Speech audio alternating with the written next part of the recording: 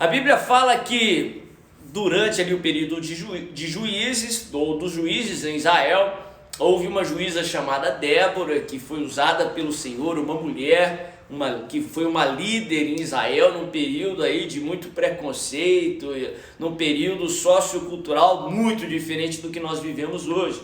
Mas ainda assim Deus usou Débora de uma maneira poderosa, ela foi líder em Israel, e através dela Deus trouxe paz para Israel por 40 anos.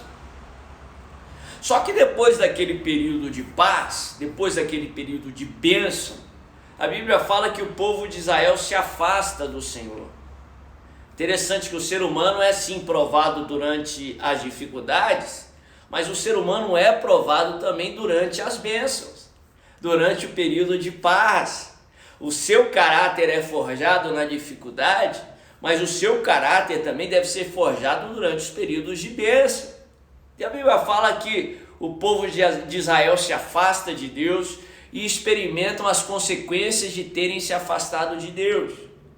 Eles começam ali a enfrentar ataques dos inimigos que estavam ali à sua volta e começam a ser derrotados pelos inimigos. A nação de Midian ou dos midianitas começam a oprimir o povo de Israel. Todas as vezes que os israelitas estavam para colher algo, eles vinham e roubavam as colheitas. Todas as vezes que Israel estava para experimentar uma consequência boa daquilo que eles estavam fazendo, os midianitas vinham e roubavam aquilo que eram para os israelitas terem. E a Bíblia fala que os israelitas se escondiam, os israelitas escondiam suas colheitas, escondiam as suas posses, e estavam passando um momento de muita incerteza, porque não sabiam se eles iriam desfrutar do trabalho de suas mãos, não sabiam se eles estavam trabalhando para subsistir, para prosperar ou para enriquecer aí os ladrões. E a Bíblia fala que aquela opressão foi tamanha que o povo de Israel começou a voltar-se ao Senhor. O povo de Israel voltou a clamar a Deus. Quando a dificuldade bate na tua porta, meu irmão, não se afaste do Senhor, mas se aproxime dele. Quando o problema bater na sua porta, meu irmão, não deixa para saber que Deus é a sua melhor opção, quando ele for a sua última opção. Quando o problema bater na sua porta, que a sua primeira atitude seja aproximar de Deus, seja clamar ao Senhor, porque você está clamando ao Deus que sempre te ouve, você está clamando ao Deus que sempre nos responde. E a Bíblia fala que o povo de Israel clama ao Senhor em meio àquela incerteza, em meio àquela opressão, e Deus responde, como Ele sempre nos responde.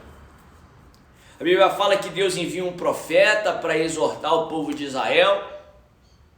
E presta atenção aqui na resposta do Senhor. Ele primeiro envia um profeta e segundo, ele envia um anjo ou um mensageiro a Gideão, que estava ali num lugar de prensar uva fala de alegria, só que ele não estava se alegrando, ele estava se escondendo do ladrão. Ele estava num lugar que era para ser um lugar de paz, mas ele não estava tendo paz. Ele estava malhando trigo para tentar subsistir, se escondendo dos midianitas. E a Bíblia fala que o anjo do Senhor chega a Gideão e dá aquela declaração profética, dá aquela exortação, diz assim: o Senhor é contigo, poderoso valente, vai na tua força libertar o meu povo. Gideão, ao invés de receber aquela palavra de fé e de se levantar e de obedecer a palavra, ele começa a divagar ali com o anjo, ele começa a dialogar de uma maneira muito negativa com o anjo, começa a dizer: se o Senhor é conosco mesmo, por que aconteceu tudo isso? Porque o problema veio, porque eu cheguei aqui nesse lugar de desespero, porque eu estou me escondendo aqui dos midianitas, porque as minhas colheitas que eu trabalhei para tê-las, elas foram roubadas. O anjo, sem muitas delongas, o anjo, sem dar justificativa, porque Deus não deve explicação para ninguém, ele diz assim: o Senhor é contigo, poderoso valente. Tem algumas traduções que diferem aqui na terminologia que o anjo usa. Mais uma vez ele diz: vai na tua força libertar o meu povo, porventura não te enviei eu? Aí Gideão, em vez de receber aquela segunda exortação, ele começa a buscar desculpas, a expressar aí as justificativas do seu coração, e começa a dizer: se o Senhor é comigo mesmo, como é que o Senhor vai me usar? Eu que sou menor, minha tribo é a menor tribo, e eu sou o menor da minha família, o meu clã é o menor. Em outras palavras, eu sou o menor do menor do menor. E o anjo mais uma vez exorta e diz assim: você vai derrotar os midianitas como se fosse um só homem. Tremendo texto. Se você sabe o final da história, Gideão pede uns testes para o Senhor comprova, e o Senhor levanta Gideão de tal maneira que ele levanta um grande exército em Israel. Para alguém que aí tinha uma autoimagem terrível, para alguém que se achava o menor do menor do menor, só ele ter se levantado como líder, só ele ter se levantado um grande exército em Israel já seria um grande milagre. Mas a Bíblia fala que Deus vira para Gideão e fala: o exército está muito numeroso. Naturalmente falando, não está muito difícil para você. Depois você vai vencer e vai achar que foi na tua força que você venceu. Se você não vencer de uma maneira absurda, você vai achar que foi o seu braço forte, você vai criar um tanto aí de explicações para justificar a sua vitória e não vai dar glória a Deus. E Deus vira para Gideão e fala assim: vai até o lugar que Deus queria testar, para que Deus tirasse um pouco daquele número. No final da história, Gideão ficou com 300 homens para enfrentar um exército significativamente maior do que aqueles 300 homens, assim, desproporcionalmente mais forte. E a Bíblia fala que mesmo assim Deus trouxe a vitória a Gideão de uma maneira absurda. É isso que eu declaro, eu oro quando eu estou intercedendo por alguém, ou orando mesmo por uma pessoa, que Deus possa responder, que Deus possa fazer de uma maneira absurda, para que fique claro para você, para todos, que foi Ele que fez. Eu não sei o que você está pedindo, mas eu quero declarar isso sobre a tua vida, que Deus possa responder de uma maneira sem lógica, de uma maneira absurda, para que fique claro para você, para as pessoas à sua volta, que foi Ele que fez, que é no braço forte do Senhor, que Ele é por você e não contra você, para que a glória seja de fato de Deus. Mas presta atenção nesse diálogo aí do anjo com Gideão, que aqui nós aprendemos muitas coisas sobre identidade. Afinal de contas, a maneira que Deus responde a Israel, responde à oração dos israelitas, não foi aniquilando os midianitas, não foi Deus que chegou lá com um raio e destruiu todos os midianitas, não. A maneira que Deus escolheu responder a Israel foi ir até Gideão e revelar a Gideão a sua identidade. Presta atenção como eu chego nessa conclusão. O nome Gideão no hebraico significa valente e corajoso. Olha que interessante. O nome Gideão significa poderoso, valente. Na palavra de Deus, no contexto que a palavra de Deus foi escrita, nome tem um significado muito maior do que nome tem nos dias de hoje. Hoje em dia, nome é uma mera formalidade, uma maneira, um costume de rotular uma pessoa. Não se dá muita ênfase ao significado do nome, não nos tempos bíblicos. Nome nos tempos bíblicos trazia um significado muito maior do que nos dias de hoje. Nome nos tempos bíblicos carregava a identidade da pessoa. Era comum até a mãe não dar o nome da criança antes da criança nascer. Primeiro, porque não sabia o sexo da criança. E segundo, porque o nome deveria carregar a identidade da criança. Era comum até que a mãe esperasse aí alguns dias, meses, talvez até anos, para que aí sim desse o nome para a criança, porque o nome deveria carregar aí a identidade daquele indivíduo, daquela criança. É assim que nós temos aí, por vários e vários exemplos da palavra de Deus, nome trazendo a carga ali da identidade da pessoa. É por isso que Jacó foi chamado de Jacó. O nome Jacó significa enganador. É por isso que Abraão foi chamado de Abraão pelo próprio Deus. Deus mudou o nome de Abraão para Abraão. É por isso que Jabes recebeu aquele nome de Jabes. É por isso que Davi recebeu o nome de Davi. E nesse contexto todo, é por isso que Jesus foi chamado de Jesus, porque o nome de Jesus nos revela a identidade de Deus, é o nosso Salvador, é a nossa salvação. Mas Gideão, ele carregava aquela identidade. Deus havia o criado para ser corajoso. O propósito de Deus para a vida de Gideão é que ele fosse um grande juiz em Israel, que ele fosse um libertador em Israel, que ele fosse um guerreiro. Através dele, Deus iria libertar o povo de Israel dos midianitas, da opressão inimiga, ia trazer 40 anos de paz. Mas você não precisa se aprofundar muito no texto para perceber que Gideão estava vivendo o oposto disso. Ele estava vivendo o oposto daquilo que Deus o havia criado para ser. Muitos de nós vivemos aí na contramão daquilo que Deus nos criou para ser. Deus havia criado ele para ser um poderoso valente. Ele tinha esse nome, mas ele estava vivendo como um covarde. Ele estava vivendo acovardado. E a Bíblia fala que o povo de Israel clama ao Senhor, e a maneira que Deus responde o povo é enviando um mensageiro para revelar a Gideão a sua identidade. Eu creio que Deus está me enviando durante essa semana como seu mensageiro para revelar a você aquilo que Deus o criou para ser, para apresentar para você a sua verdadeira identidade, em nome de Jesus. E Gideão lá acovardado, Gideão malhando trigo no lugar que era para ter alegria, que era para ser símbolo de paz. O anjo do Senhor chega para ele e diz assim: Gideão, o Senhor é contigo, levanta e vai libertar o meu povo. Aí ele fala todas aquelas desculpas, ele começa a dialogar ali com o anjo.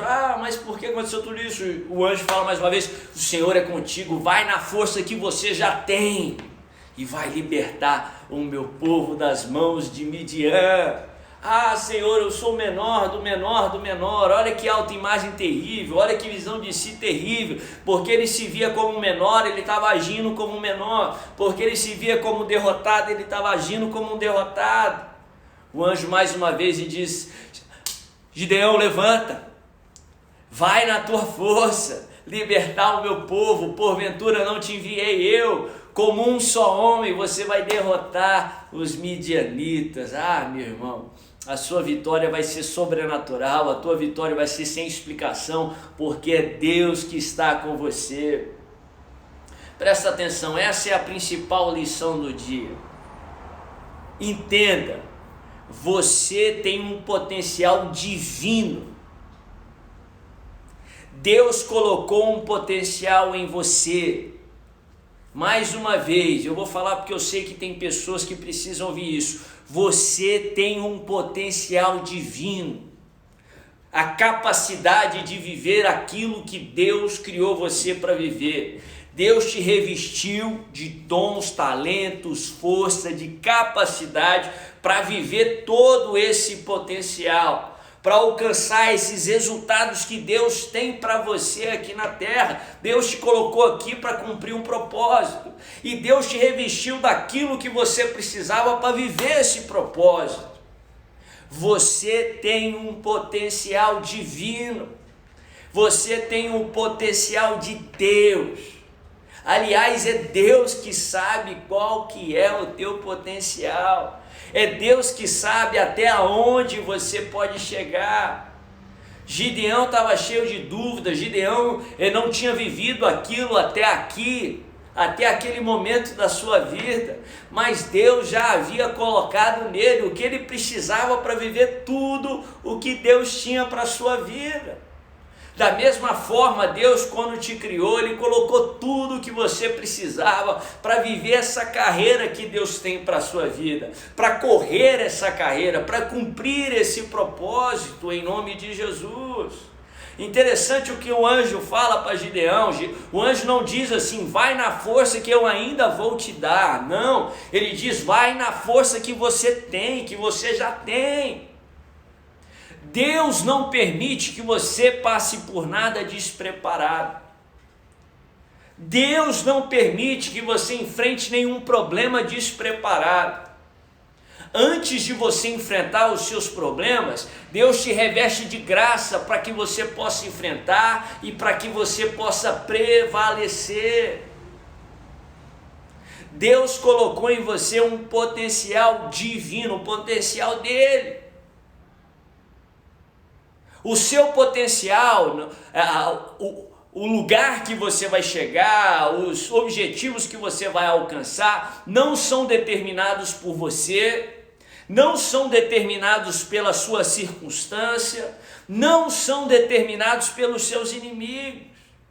Tem gente que cai na lorota do diabo, o diabo é pai da mentira.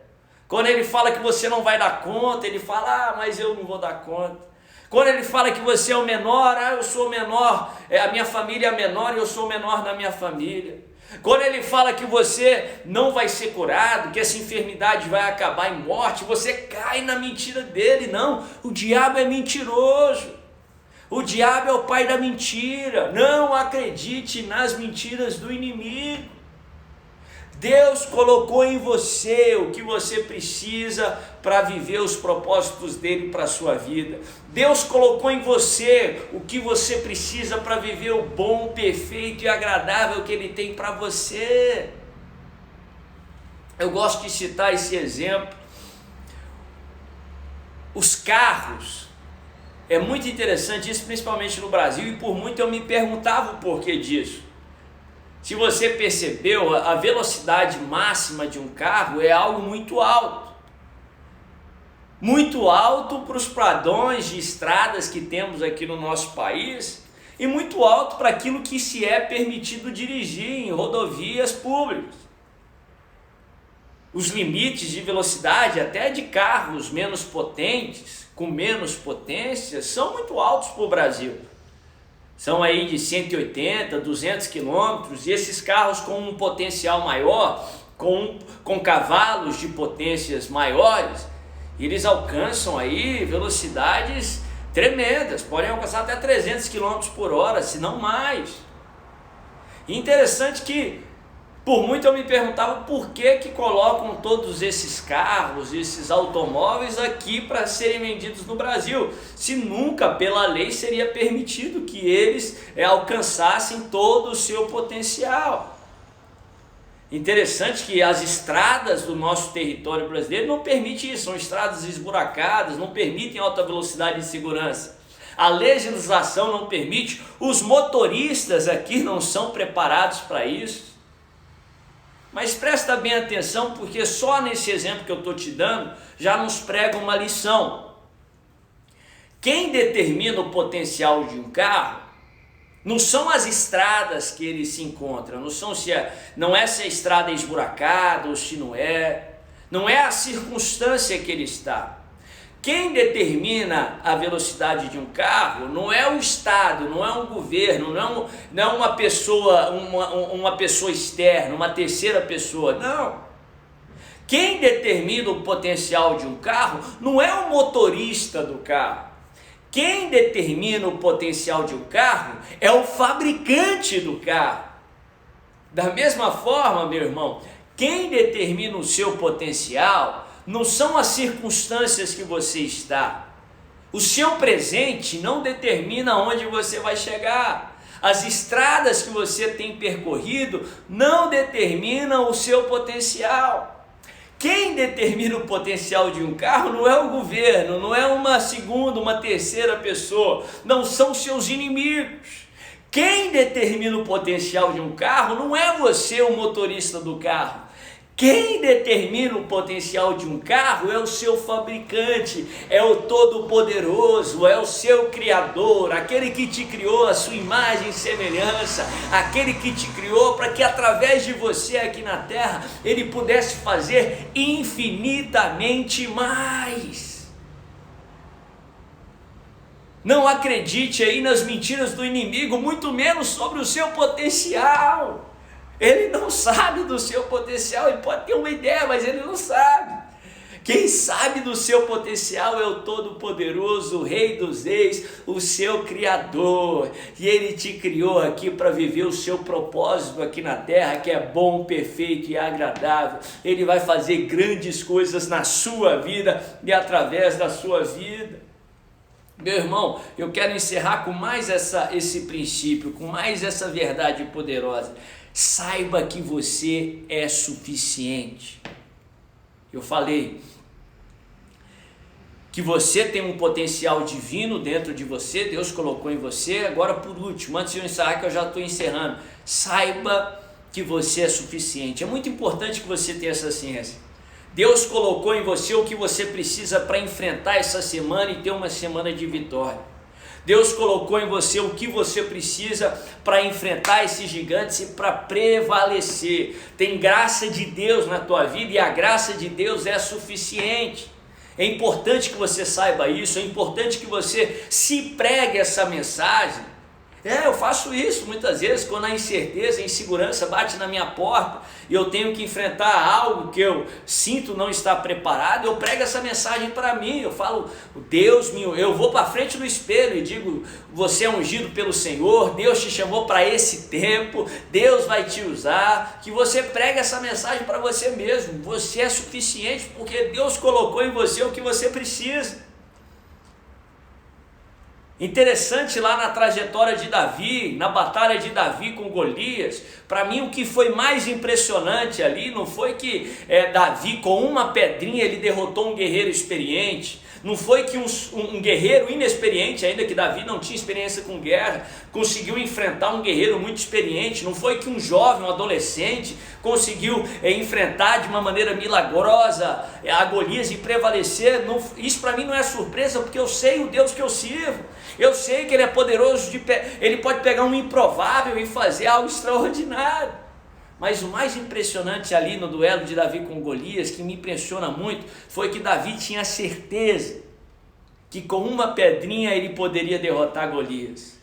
Davi sabia que ele era suficiente, que Deus tinha colocado na mão dele o que ele precisava para vencer. Nós falamos de Davi como um improvável, mas em nenhum momento Davi se chamou de improvável. Nós vemos Golias chamando ele de improvável, nós vemos Saul chamando ele de improvável, nós vemos os irmãos, o pai de Davi o tratando como improvável, mas Davi não se via como improvável. Davi sabia que ele era suficiente. Você é suficiente para enfrentar esses gigantes que estão na frente de você, para correr a carreira que Deus traçou para você e para prevalecer em nome de Jesus.